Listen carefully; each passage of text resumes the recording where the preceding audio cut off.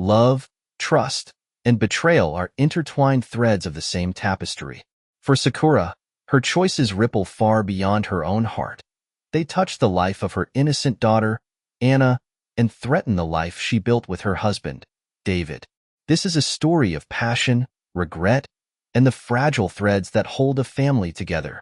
Chapter 1. A Perfect Family. David and Sakura appeared to have it all. David was a devoted husband and a doting father to their 5-year-old daughter, Anna. He worked tirelessly to provide a comfortable life for his family, always making time to support and cherish them. Sakura, a beautiful and ambitious woman, was the light of his life, and Anna was the joy that brought them closer. Anna adored her parents, especially her mother. "Mama, will you braid my hair before school?" Anna would ask every morning, her eyes lighting up with hope. Though busy at times, Sakura always managed to meet her daughter's requests, at least in the beginning.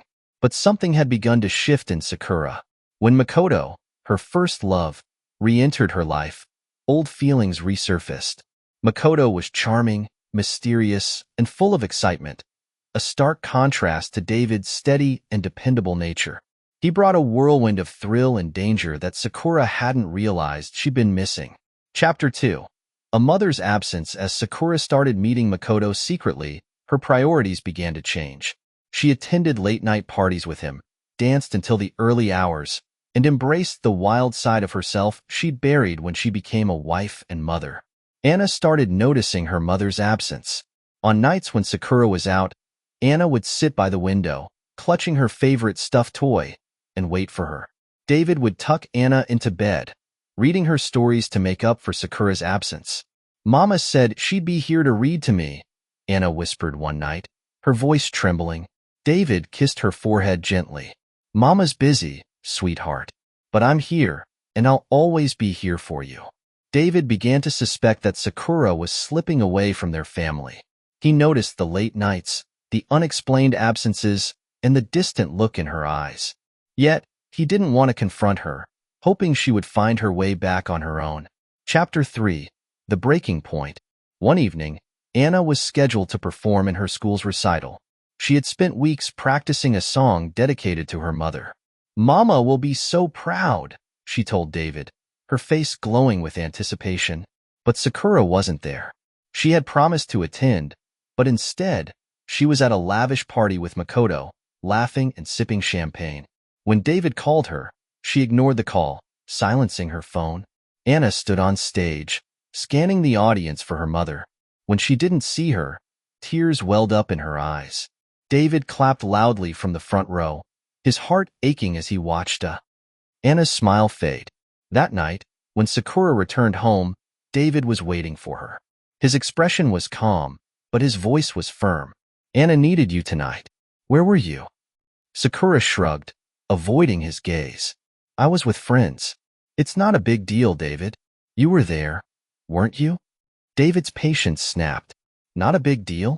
Sakura, she stood on that stage looking for you. She sang for you. And you weren't there because you were with Makoto." Sakura froze, realizing he knew about her affair. But instead of apologizing, she defended herself. "I needed time for myself, David. I've given everything to this family. Can't I have something for me?" David shook his head, his voice breaking. "You haven't given everything. You've taken everything, my love, Anna's trust, and thrown it away." Chapter 4. Anna's Words. The following morning, Anna found her parents arguing quietly in the kitchen. She tugged on Sakura's sleeve. "Mama, why don't you love us anymore?" Sakura's heart sank as she looked into her daughter's tear-filled eyes. "I do love you, sweetheart," she said, kneeling to meet Anna's gaze. "Then why are you never here?" Anna whispered. "You're always gone, and Papa's always sad." Anna's innocent words hit Sakura harder than David's anger ever could.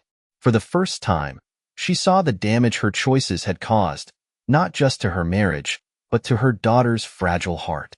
Chapter 5. Redemption and Loss. Sakura decided to end her affair with Makoto. She confronted him, tears streaming down her face. "I can't do this anymore. I've hurt my family, and I can't lose them." Makoto, unfazed, smirked.